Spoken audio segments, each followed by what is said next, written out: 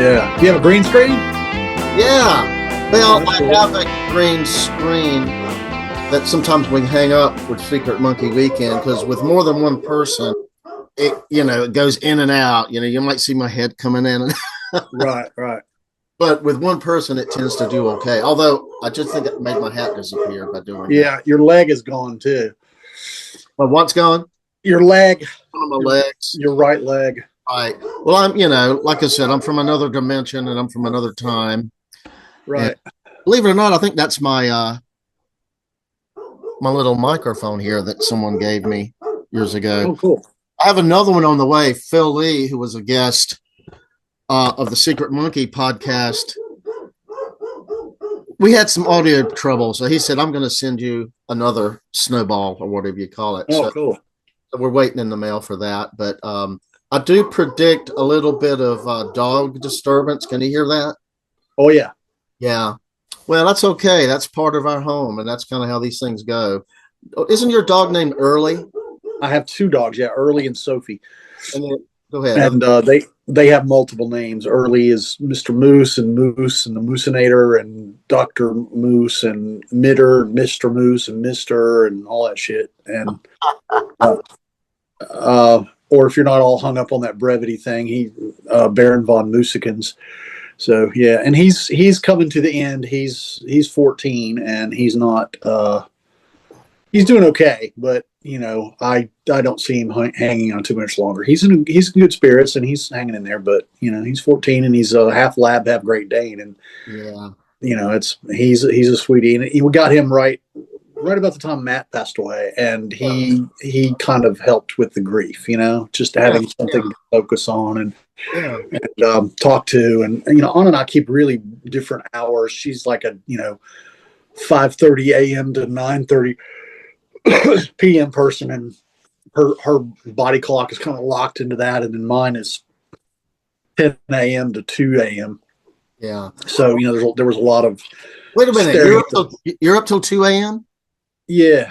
Oh, yeah. good. Oh, maybe I'll hit you a late night chat sometime. Maybe, but I depends on how many gummies I've had. Well, what I was going to say. So, also, anyone is free to chat with Mike. So you know how to reach him. But anyway, send me a picture of your dogs. I would love to get them on the show, at least in digital form. I've got Chester and Claudine in there, and they seem rather disturbed. Well, it's because they're crated and everybody's gone but me. Ella, I'm sorry. Let's see. Ella's sick, needs a prescription. Lila and Laura have gone to take care of that. And I guess they're not aware that I have a podcast, so they're going to come busting in at some point. So, well, there's the beauty of editing.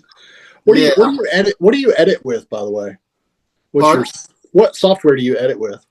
What software? iMovie. I do have the actual professional Apple thing, but I haven't used it. I came with an educational discount several years ago. Since we homeschool, we were able to get a lot of software at discounts. And, I've got something it's free. It's called DaVinci Resolve.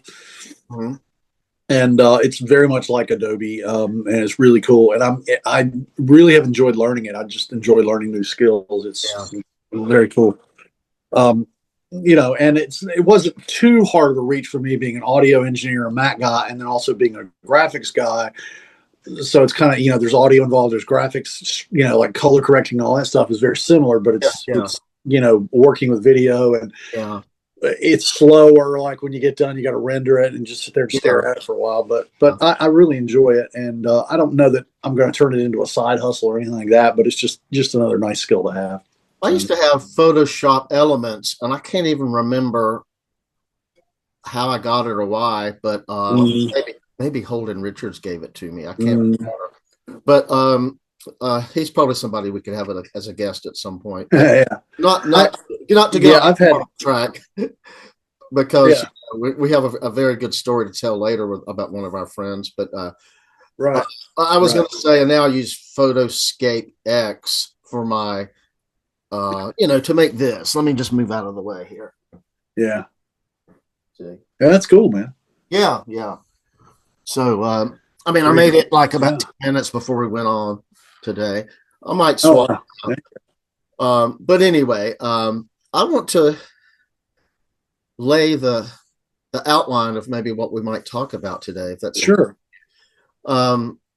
You and I have discussed many, many times, and I've known this for 20 years or more, but there is a particular story known as the greatest story ever told. And you are the one who tells it like no other. Now, I have told it a number of times, but I think you are the guy who is best qualified, other than actually, I think Brad Newell is the one that tells it better. Oh, yeah. He tells it better. And what you should do is you should have him on and let him tell it, and then we'll compare and contrast with mine. I'll take you up on that, but you have to tell it first. Oh, absolutely. Absolutely. Okay. So this, I want to preface this a little bit. First of all, I do have this person's permission to tell this story. Okay. I'm so glad you did that, because otherwise it would just get passed along like a folk story among a small circle of friends. So the only I am going to I'm going to change his name. Yeah. For this is going to be named Robert Weaver. And the reason he's using that name is that it's a customer of his has that name, that he sells digital prints to. He's in this digital print making business. He recreates comic books. And I don't know if this is a guy's a bad customer or what, but anyway, he gave me this name to use. So Robert Weaver. Now, also, you may have to count on your editing here a little bit to if I say his real name, because it's drilled in my brain. I've known the guy since 1977. So yeah, I have these little sound effects I can bloop over it if you actually right. So or I can just say Robert. Yeah, Robert, and you can sample that.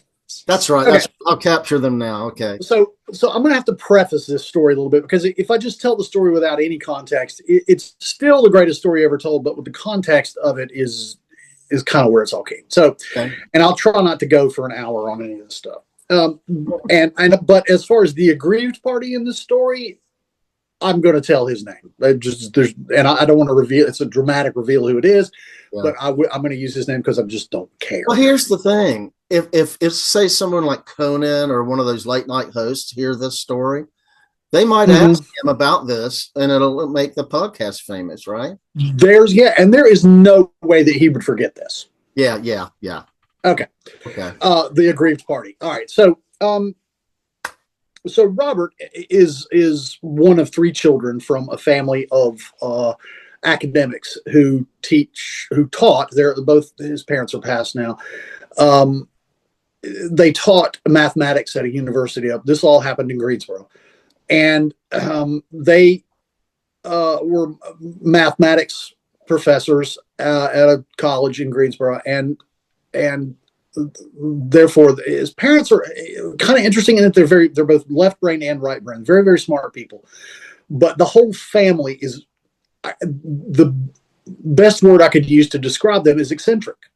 And I mean that in the best way, because all three of the boys are friends of mine. The oldest I saw him at the mom's funeral or memorial service this past summer. And I hadn't seen him in a long time, so we don't socialize too much. But Robert's older brother, Draymond, I will call him that, like Draymond Green, he and I were really close too. But Robert and I have been musician buddies for years. We first played together in 1977, sort of briefly, and then again in 1980, and then again from 1991 until about 1998. And we have played zillions of shows all over the place with each other, made lots of records together. He is an absolute delightful human being, and he's kind, and in some sort of darker periods of my life many years ago before I was married, he was there for me, whereas Draymond kind of wasn't. Not that he was pushing me away or anything, but Robert was a little bit more engaged and that kind of thing. But and like I said, they're an eccentric family. I have wanted to write a book about the Weaver family, Right. and and it would be hilarious. I don't know that I've got enough material for a book, so I'd have to write about, basically this thing that I honestly believe that people in Greensboro are somewhat crazy. Well, Not everybody. I've been saying that you should be writing a book forever. What you could do, that format where, there's like a continuing story as the book goes, but every other chapter is about this one family. Right, right. Yeah. I would have to find some way to kind of weave a narrative about it. And I've actually sat around it and thought about it. I'm an insomniac, and I'll just lay there, and sometimes I'll just think about, and I've got the title for it. We call their house the Weaver Dome. And like Beyond Thunderdome, but we call it the Weaver Dome. And just the house and the houses that they lived in are their own story. They live in did, it is way better now, but in absolute squalor. Not that they're poor particularly. They definitely had, paycheck to paycheck kind of people, but middle class people, but there's just the and it's not sloth. It's just they're so mathematically brained and also artistically brained, because his dad was a musician. His dad was a big band swing guy and classical player, and played clarinet and all kinds of instruments. But they've got so much going on with their brains that cleaning up and maintaining their home was not anything. And I could go into long stories about that, but there's a word for that, I think, because it's used about me and everybody in my family, basically, in my opinion, as an excuse for whatever behavior they're doing that's whatever, neurodivergent. Right, yeah. And I thought about that term a little bit before, the neurodivergent. I'm neurodivergent apparently because I love trains. Right. Well, yeah, but it's just, weirdos and freaks, which we as musicians, I mean, I'm not normal. I don't want to be normal. And my kids are not normal. And, we all kind of have our little freak flag that we fly. And getting to know the Weavers when I did way back in the day, let me know that it is okay to be the weird kid. And when you mentioned a little bit last week on the podcast, and also in your promotion for this episode, you mentioned about my gift of gab and not getting in a word edgewise. And that's been my whole life, right? And people just, Mike, you talk too much. Mike, you talk too much. And it to the point where I don't know if you ever knew Susan Kent or Susan Trogdon, but she was in that band with Holden Richards, 1 - 2 or 2 - 1 or whatever. What was her name? Yeah. What was her name again? Susan Kent Trogdon was her full name. Sometimes she went by I've Susan heard of Kent. the band. I've heard of the band, but I've never heard of 1 + 2. That's the name of the band. Yeah. So she was the other guitar player besides Holden in that band. And she's a complete jackbooted Nazi now, Trump supporter, racist. She's always has been. Yeah. But she was my earliest friend. Hey. And I was riding with her. I was like 5, 6, 7 years old. I was riding in the car with her and her mom, who was a completely delightful person. And we're riding somewhere, and I'm in the back seat, and I'm just chatting, and we're talking. And they both like ganged up on me and turned around and said, "Mike, you talk too much." Wow. And yeah, and in a negative way. And I was like, and I probably was talking too much. Weavers did this? No, the Trogdons. Oh, okay. No, the Weavers would never do anything like this. Good God. No, the Trogdons, Susan and her mom, and I was a little kid, and that cut me to the core. And the reason I know that it did is because I'm 62 years old and I'm talking about it now. I can still remember it, and I always felt sort of ashamed about having this motor mouth that I have. And then I'm just like, at some point, I was like, no, this is just who I am.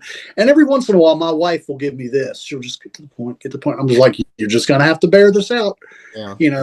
It's like an autism thing. It's just like, once I get going in the breath, it's got to come out. I got to finish my sentence. God bless you, Mike. That's what I love about you, are your stories. I will say that, like you, I had a thing that cut me to the core. When I was in the 6th grade, when you bring your own lunch to school and stuff, like, sometimes we bring it, sometimes we'd have it in the cafeteria.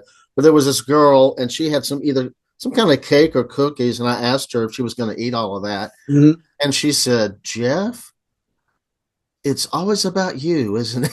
Oh, my God. And I was so taken aback that I think my entire junior high school era, 7th, 8th, and 9th grade, I was on a shell, and I was like a little turtle who didn't let his head out much. And then by high school, I kind of came back out and was myself again. But yeah, I had this friend, was not my friend. He's kind of the enemy, and I've called him. I called him the anti Mike, and because he is absolutely everything that I was not in high school and late junior high school. He was attractive. He had good hair. He was completely gregarious, and I know it's not that I'm not gregarious, but not to that extent. And he was coated in women. I mean, and he was such an asshole about it too. And I remember one time he calls me up and he goes, "You want to go to a movie, Mike?" And we lived in this neighborhood that was walking distance to this movie theater, and so I met him up there. And then I was going to go over to his house and just spend the night. Now I'm about 13. This is whatever year that the Bad News Bears came out, because that was the movie. 74, I'm thinking 75. Yeah, 75, 76, something like that. Yeah. So I was about 13, and I go up there, and he was the person. I will give him this. He got me into ice hockey big time, and he is some girl he met at the skating rink, met him at the movie theater, and they were lip locked for the whole movie.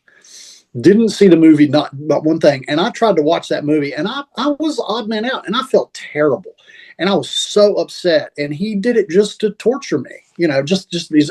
I'm going to bring this girl. I'm going to show Mike how I can make out with him. And so the anti-Mike, and he still every once in a while finds me on Facebook and tries to get me to go to a Hurricanes game with him, and I'm like, he goes, "I think I can get some tickets." I was like, "Dude, I have access to see tickets. I don't need your tickets," and that's great and everything. But anyway, so back to the Weavers. Yeah. I was going to say, you're going to make this one of those retro Maddow things where you're setting it up so long that we don't get to the meat of the story. Right. So let's get to the meat of the story. So anyway, lovely people. I could write a whole book about them, but about Robert specifically. When I first met him, we were all in high school, and he went to a different high school, and he was prospectively going to be in this band that I was forming. And it didn't work out that he ended up in that band, but he came out and practiced with me and the drummer a few times and another guy, and didn't work out. And the main reason it didn't work out was he was a complete stoner. He was just like ninth grade and completely baked. He's about a year older than me, so he'd have been probably in the 10th grade. And he was just completely baked all the time. And it was just hard to, and I really had a problem with stoners, and up until just a few years ago when, my kids are stoners, well, one of them is anyway, and probably not, he can't afford it. But, so we did, that didn't work out, but then some years later we got another band. But at that point, between when I played with him the first time and played the other time, he and the other guy were out partying and got a hold of something that was laced. They think it was possibly the rolling paper that was laced with PCP or LSD or something, psilocybin, I don't know. Flocka. Paraquat, yeah. And he had a psychotic reaction that ultimately, and I was talking to him about this the other day, I was just getting the backstory, and he said, it was that, but what it really did was it made him stay up and stay awake for like 10 days in a row without sleeping. And that'll make anybody psychotic. Sure. So what they did was, and this is what they did in the 70s, they just grabbed the kid and hauled him down to county mental health, and they got him a referral, and they threw him in the hospital and pumped him full of antipsychotics. And when he finally emerged some months later, he was kind of a shell of himself for a good long time. And every once in a while, and because he's a really sensitive soul, and every so often he would have these sort of breakdowns where he would just stop sleeping.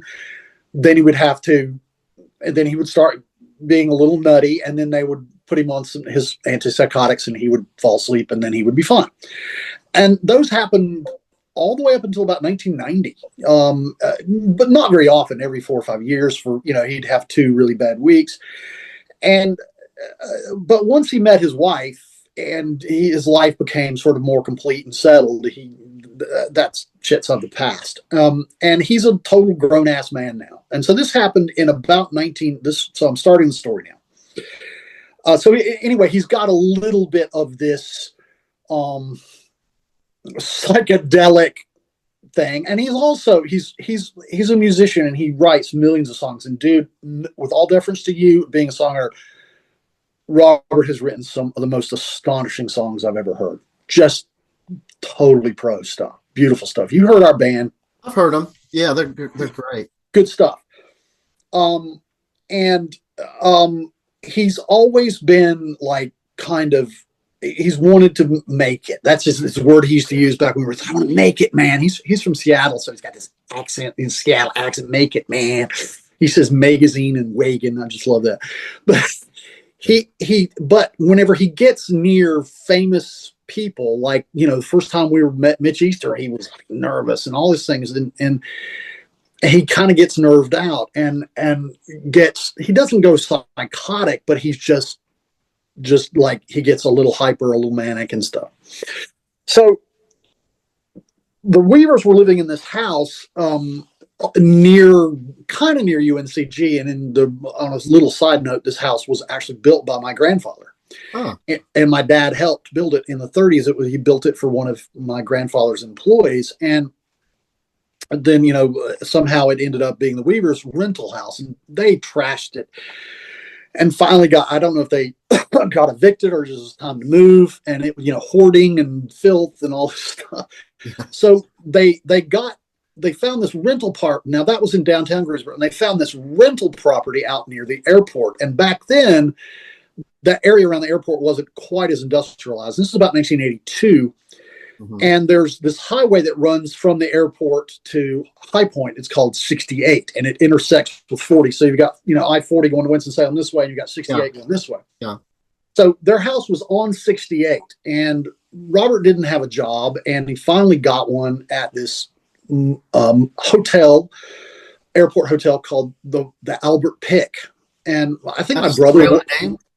Albert Pick. Yeah, that was the name of it. Pick, P-I-C-K? P-I-C-K, yeah, Albert, like Prince Albert and Can, and Pick, like, pick your nose. Sure. Yeah, and it was kind of a motel hotel. It had, rooms in the corridor. The rooms weren't outside. They were, regular hotels, but it was like a Days Inn or something. It wasn't particularly swanky or anything. And the Weavers' house was on 68, I guess if you were to talk in terms of city blocks, it was maybe 2 city blocks away, like 500 yards away. Yeah. But it was across 68 and across this big field that was probably a couple of acres. And then there's the Albert Pick. And so he got this job as a bellhop at Albert Pick. And this was about 83, because I think this happened when I was living in Britain. Mm-hmm. And because I didn't hear about it contemporaneously, I heard about it afterwards. I may have even heard this story. I may have gotten it in a letter, because we didn't have email back then. So I heard about this story in a letter? Maybe. From Brad? Or just about it in a letter, not word for word. Was it from Brad Newell? No, it would have probably been from Craig, the drummer that we had. Okay, so this story has already reached several people. Oh, yeah. And then, of course, it was Brad that tells the story the best. Brad was not the first person that told me the story. I think Ronald was the one that told me. Excuse me. Let's start over. Robert told me the story. Okay. But he didn't fill it in until like Brad did, and then other friends who gathered the story. It becomes its own thing. So he was working there, and all he had to do was just walk to work, just cross the field. And the Weavers didn't have a lot of cars, and so this was ideal for him. He could just go walk to work. And I don't know how long he'd been working there. He'd been working there a bit, but one day he's in there and he's working, and he's taking, it's fancy enough a hotel where it has bellhops, but not fancy, super fancy where it's got a restaurant or anything like that. It is an airport hotel. Yeah.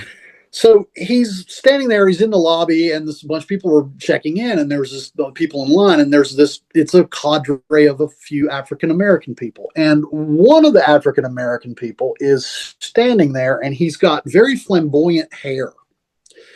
I don't remember the actual description, but I've seen photographs from this era, and it's got a lot of like woven in beads and ribbons and sort of semi dreads and kind of pompadoured up and just very big, and he wore it that way. And Robert was just staring at him, going, "I know this person. I know this person," and he's just thinking, "I know, who is this person?" And it finally dawns on him. It's George Clinton of Parliament Funkadelic. Now, Robert's music has nothing to do with funkadelic. Now he's done some funkier stuff later on. He discovered Prince a while after that, and he did some very, very funky stuff. But at that particular point, he's Beatles to the core, Lennon to the core. Right. That's his thing. Psychedelic guitar pop. That's his thing, right? With some folky stuff and some dreamy kind of stuff. Not yabba dabba doos above flashlight, tear the roof off the socket. Just not. They're just different. Right. But anyway, it's a famous musician, and he goes up to him. He goes, "You're George Clinton." And he goes, "Yeah." And Robert goes, "I'm a musician." And he goes, "Oh, that's great." He goes, "I write songs." And George Clinton, here's Clinton's mistake. He goes, "Yeah, like here's some of your stuff sometime." "Oh, I can do that." He says, "Yeah, that sounds great." And so and Robert asked him, he said, "What are you doing?" He said, "Well, my mom lives in Salisbury, and she's ill, and she's, back here visiting his ill mother." And I think this is maybe about the time his mother passed away. And he's got a bit of an entourage with him, but I think he's solo in the room. So Robert takes his bags up, and he's talking to him about his music. He said, "I've written like," and this is not an exaggeration, Robert at that point had written probably 350 songs. Yeah. And meticulously had this recording method where he would get one cassette deck. You've probably done this way back. You'd sing and play guitar in one cassette deck, and then you play that back, and then you overdub onto another cassette deck while that's playing. Sure. And all the while you're building up tracks, and you're also building up noise. So you get these really murky, noisy demos. And then he would make little covers for them and then put them in cassettes and then file them on his wall. And even though the Weavers were incredibly messy, sloppy people, he was not. The Oasis, whenever you went to their house, was his room because he was fairly meticulous and neat. Yeah. And he had all these albums that he would make, and he would give them titles, and in fact, the band that we were in, all I did was just go to those tapes and go, "Let me see your tapes." And I'd just go through it. I'd listen. I go, "All right, we're going to do that song. We're going to do that song. No, we're not going to do that song. We're going to do that song." Yeah. So he had all these tapes. Songs available today. Can people hear them online? Not in those forms. I don't think. It would be wonderful. That's a good idea. I should get him to put that stuff out because it's real lo-fi, but that is a thing. Yeah. For a lot of people. And Jonathan Scott, all that lo-fi stuff that Jonathan Scott's done, it reminds me a lot of that stuff that Robert did way back in the 70s and early 80s. Right. But Robert's stuff is even more lo-fi, which means it's even more charming. So he goes to George Clinton and says, "I write songs too." Yeah, and so they're talking about songwriting, and he's carrying his bags up, and he drops him off. So Robert's brain now is like, it's on, it's clicked. It's like, I've got to get, this is my ticket to make it, man. And so he starts thinking, and he needs to get some of these tapes in George's hands. And he doesn't think it out and go, "Well, I'll wait till my shift is over and go," because he's staying overnight. "I'll wait till my shift is over. I'll go home." This is what would be the rational thing to do. "I'll go home and I'll make some dubs with song titles, and I'll just bring it back and give it to him."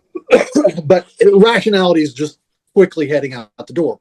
So he bunks off work. He skives off work. He leaves out the back door. He crosses that field. He crosses 68. He goes into his house. He goes into his room. Yeah. And he starts looking at his cassettes. He's pulling his cassettes off. Then it dawns on him, he has no copies of these. He's like, "I'm not going to give these to George Clinton because I'll never see him again." So he goes, "How do I get George Clinton to hear my music? How does this happen?" So we used to always teach him and tease him. And none of us were rich. None of the people in our peer group were rich people. We are just not. And a lot of us did not have particularly supportive parents. My parents supported my musical endeavors to a point. They were always giving me that, have something to fall back on. And they were probably right. But Robert's parents were super supportive, but they just didn't, they were on an academic salary and they just didn't have it, and 3 kids. And, so Robert had this cheap shit SG that was one of those Japanese Montgomery Ward bolt neck pieces of crap. And it came with the it was a tube amp, but it was a tiny little, which is probably, Rick Miller's probably got 6 of these. It's like a little magnetone or something, little tiny 110 tube amp that just, you turn it above 2 and it just farts, I'm sure with, two new tubes in it, it would sound awesome. And I think he had another guitar that he had finally gotten that he was playing in his band, but he didn't have that. It was like at the rehearsal room or something. So he just had this old amp and this old guitar and a cable, and he grabs the electric guitar and he grabs this little shitty amp and a cable, and he starts hoofing it back across 68 and across the field and in the back door, up the back stairs, goes to Clinton's room, knocks on the door. And he's like, I'm here to play your songs, play some songs. And George Clinton's like, oh man, I just got to get some sleep, man. I got to catch a flight in the morning, man. I appreciate it, man. But, if you can just get a tape, just give it to my people, no. And he forces his way in. He literally just pushes his way into the room, right? So he sits down and he plugs in the amp, and George Clinton is just kind of going, what the hell? Yeah. And so Robert's plugging everything in, and he starts strumming, and he's just like, all right, here's one. It's called I'm on the Fine Line. I'm on the fine line. Nothing like P-Funk, right? And George Clinton's like, look, buddy, here's one called Never Knew Her Name. Never Knew Her Name. That's not actually one of his songs. That's one of his bandmates' songs. That's the first thing I could think of. Mick, he's like, and it just went on, and he would get about a verse and a half a chorus in, and then he would just change. He would just go. And this went on for a couple of minutes. And finally, George Clinton goes, dude, if you don't leave right now, I'm going to call the manager, and you're going to be in trouble. And go, one more. Okay. This one's called Don't Associate with Him. Don't associate with him. He's just a jism jam. Dude. We're going to have to secure the rights for these, That's yeah. These are real songs and real lyrics. And yeah. I don't know that that's what he played. And he's going to see this, and he's going to tear me a new one. Goes, I didn't say that. I didn't play that. Remember, this is my impression of what I've heard. This is true. This is absolutely true. This absolutely happened. But in terms of these little details, I don't know. Supposition. But he did play multiple songs. And George Clinton keeps interrupting. He finally goes over to the phone. He picks up the phone, and he's like front desk. And Robert just launches into another song, and he's, they're trying to go back and forth. And then finally, he gets through, and he knows he's got, Robert's manager on the other end of the phone, the lead bellhop or the front desk, the manager or whatever. And Robert's playing this thing, and then he very consciously does this gambit. He goes, well, I need to take control of the situation. And remember, he's 20 years old, right? 20 years old, maybe 21.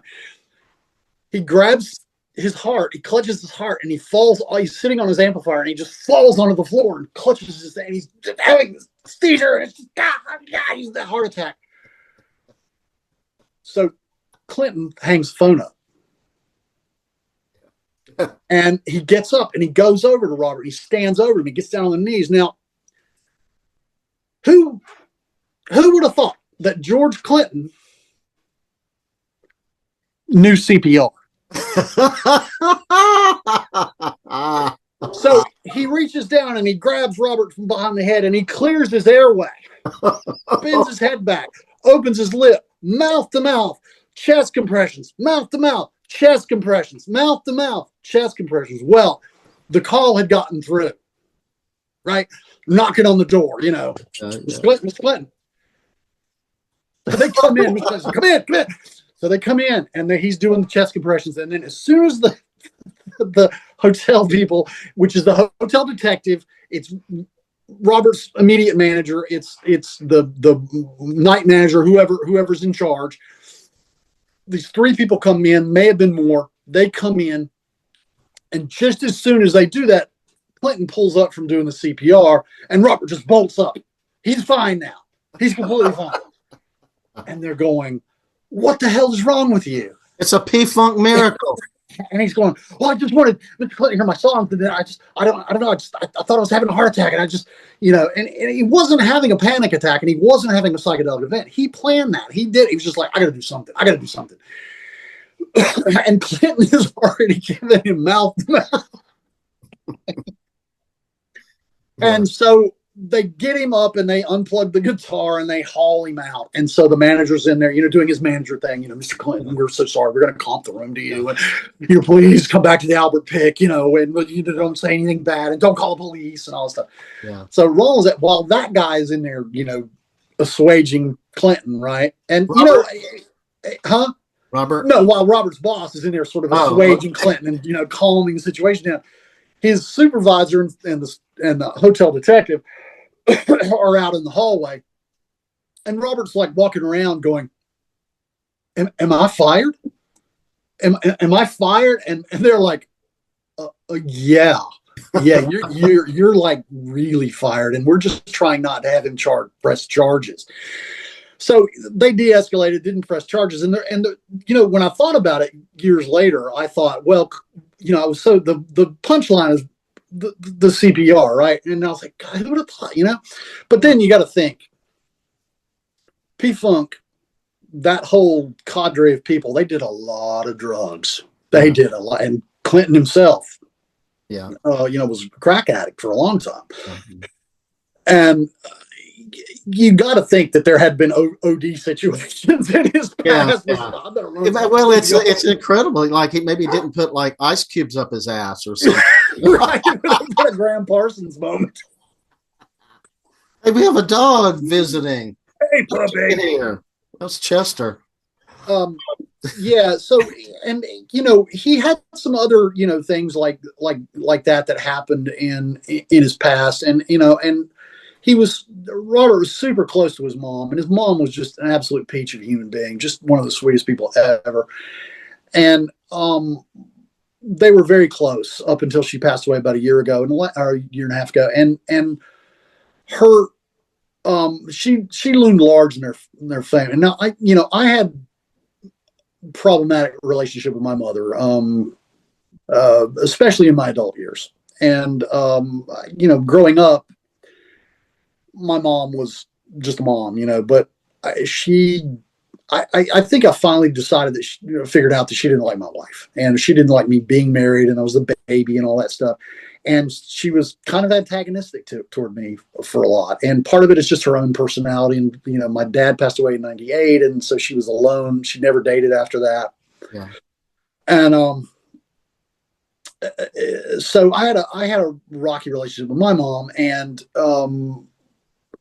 I was envious of the Weavers because they had this matriarch that was just absolutely delightful. And, I went to therapy after my mom passed away, not out of grief, but out of lack of grief. And I was like, my mom's dead. I should be like sobbing and weeping and upset, and I'm not. And I wasn't happy about it by any means, but at the same time, it was tough. But, so I worried about Robert, right after his mom passed away. I was like, how is he going to cope? Because, they lived with her. He and his wife took care of her. Yeah. and God bless him for that. And like I said, this story is not meant to embarrass him. He would tell you this story, and I'm not going to tell you the second greatest story ever told. If anybody wants, I have heard it, but I don't think this is even for. I don't think maybe we are rated explicit. I don't think we are, but even with that, I don't think if it's the story it's not.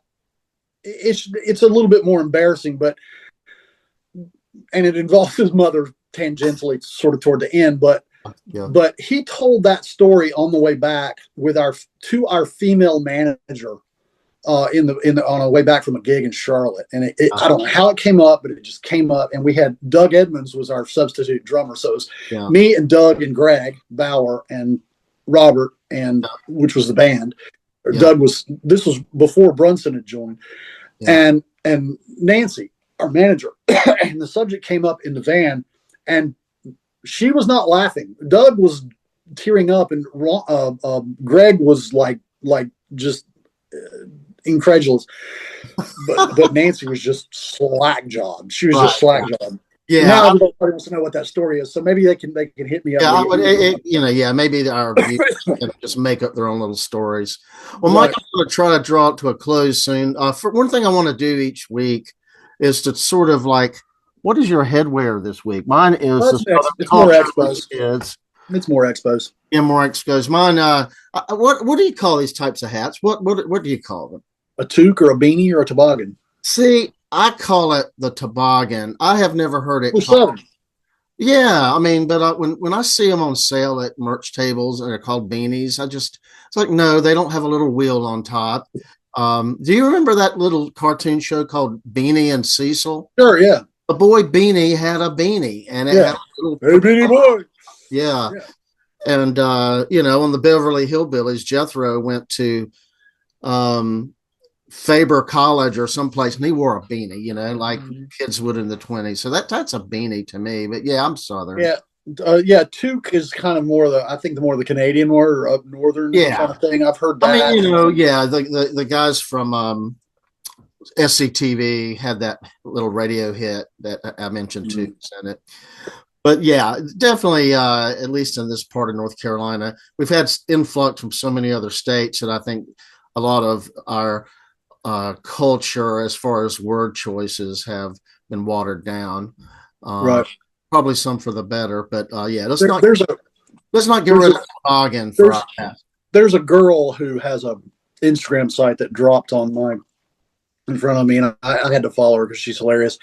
She's just like sort of attractive girl in her early 20s, and her name is Haysicks, Haesicks, Haysicks.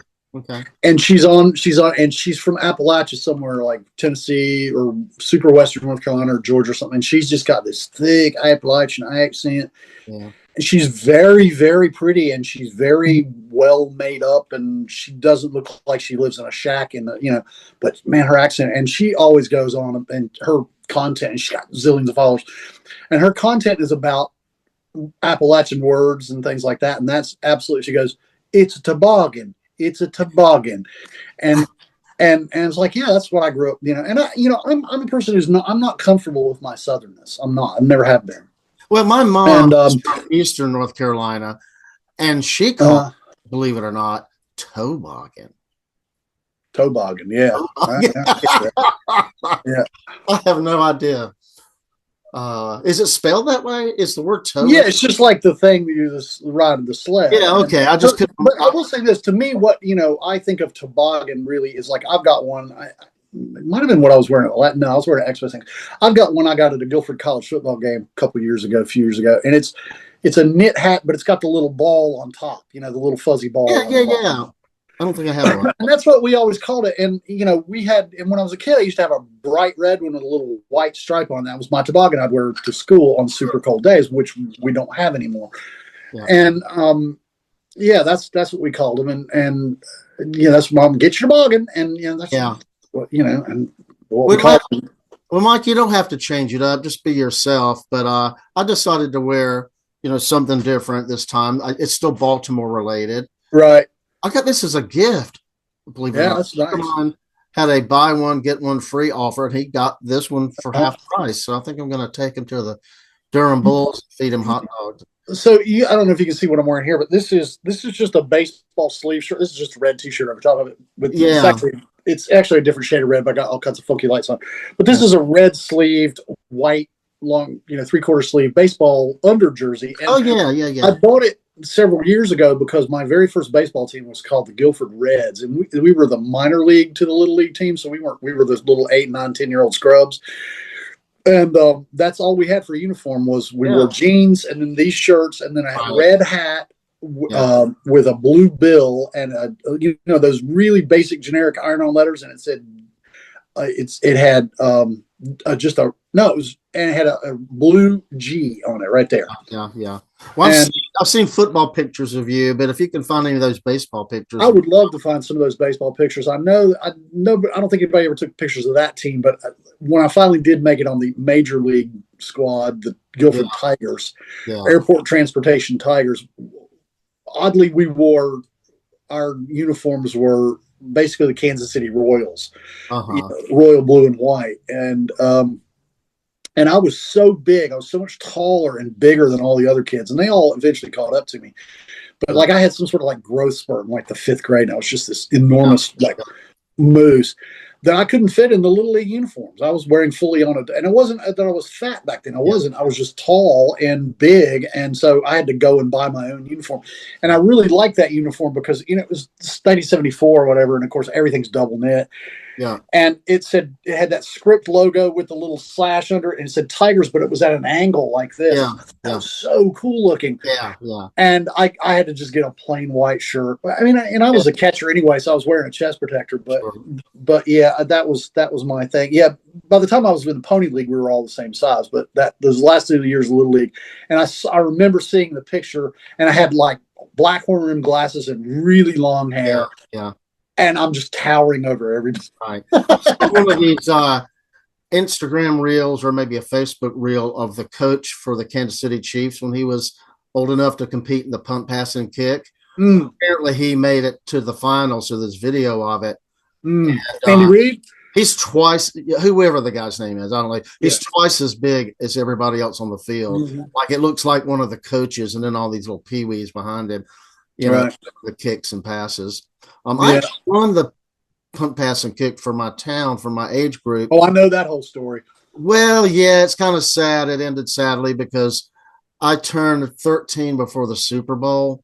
And I guess my dad and I didn't read the fine print. So as a friend of mine likes to joke, the football helmet go-kart drives up in my driveway and comes out and takes my trophy and then gives me one that looks kind of stepped on and flaky and, like a, we'll let you have this instead. I remember when you told me that story, I thought about it. I said, Jeff should just go on eBay and just get somebody's punt, pass, and kick trophy and just take it to an engraving shop. Yeah. Put your name back on it and pretend like the whole thing never happened. Well, I've got my name in the paper. I think I've got it digitized. It'd be my picture in the paper. I mean, I was so proud. I'm not going to say the guy's name, but I'm so proud that I beat him. Yeah. I mean, he and I played all the way through high school together, and it's like, I won. Did you play football? I did until I was 15. I didn't have the growth spurt, so I was, I was 5'10", 130 pounds or something, and I just could not compete with those bigger dudes. Yeah. I played safety. I played flanker. But yeah, like I said, these guys were getting up to 200 pounds or more. And I said, you know what? I was probably better at football, but baseball just seemed more, I don't know. It was just my thing, Yeah, I played baseball for 7 years, 8, 9, 10, 11, 12, 13, 14. And then I could have played when I was 15 and I was on the Colt League team. But as the practice started, I wasn't on the school team. I had about 2 weeks of good practices where I would have been maybe the second or third string catcher. But I knew that looming were like 3 other catchers that once the school season was over, they were going to be joining the team and I was out. So I did get to play or sit in the bullpen at the Greensboro minor league baseball park, the old Memorial Stadium. That's where we played. Oh yeah. I got to, go to a couple of games and be on the thing. And I don't remember anything about it. And I was playing in a band at the time. That was that same summer that I was telling you about where, I made that money at that gig at the drunken pool party. Right. And I was way more into like, David Bowie and the Spiders from Mars and Les Pauls and Marshalls than I was into sports anymore. I just did it because I felt like, well, I'll just keep doing it. And so I saw the writing on the wall and I folded up my uniform and I got my dad to drive me over to the coach's house and I just gave my uniform back. And that was the end of my athletic career, other than some futzing around with playing adult hockey in my early 20s up in Virginia. But yeah, and I was, I had that moment of clarity when I was about 13 or 14 that I was not going to be the next Johnny Bench. That I could catch pretty well, but I couldn't hit the side of a barn, and so that it was a wash. You would have been destined for the minor leagues. Yeah, well, I was destined for the beer league softball thing, and music just took over so whole hog that there was this period from about 1975 to about 1982 where I didn't watch any sports at all. Yeah, I just had my light burn out. Yeah. I didn't watch any sports at all, and then I slowly started letting sports sort of leak back into my lifestyle a little bit. Same in terms of spectator, and and now it's kind of bled off a little bit. Although I'm still like completely football obsessed, and especially Canadian football obsessed. Yeah. And Well, And go ahead, finish this little piece, and I'm going to have to. no, and hockey and baseball, but Yeah. I mean, you and I live in basketball central. I don't know if you're in. I know Laura's into basketball, but Oh yeah, you lived in like near the ACC tournament all those years. Yeah. yeah. I know we used to go to games with my dad all the time because he was covered a photographer, right? Yeah. Sports photographer. Well, anyway, yeah, my baseball career ended badly. I was in high school, and I basically was sort of a utility player when I was used to starting my whole life. And Mm-hmm. I did win the state championship when I was a sophomore. But That's cool. long story short, I kind of lost interest in baseball and barely fought. Even the year the Orioles won in '83, I was only about halfway plugged in. And as fate would have it, they haven't been back. So, but then it's your fandom that has caused them to stay away. Yeah, it's my fault. Well, Mike, this has been wonderful and great to catch up with you again. We used to do this on the phone before we recorded it. This is exactly what we would do, except on the phone. So I'm just happy to do it. Have a good trip up to DC and say hello to those little grandkids. And they're not little anymore, are they? 11, 9, and one of them's little. 11 and 9 and 19 months. Okay, still a couple of bruisers in there. Oh yeah. Well, great, buddy. Well, have a fun time, and we'll catch up with you soon. Peace out, bro. Everybody, bye. Bye.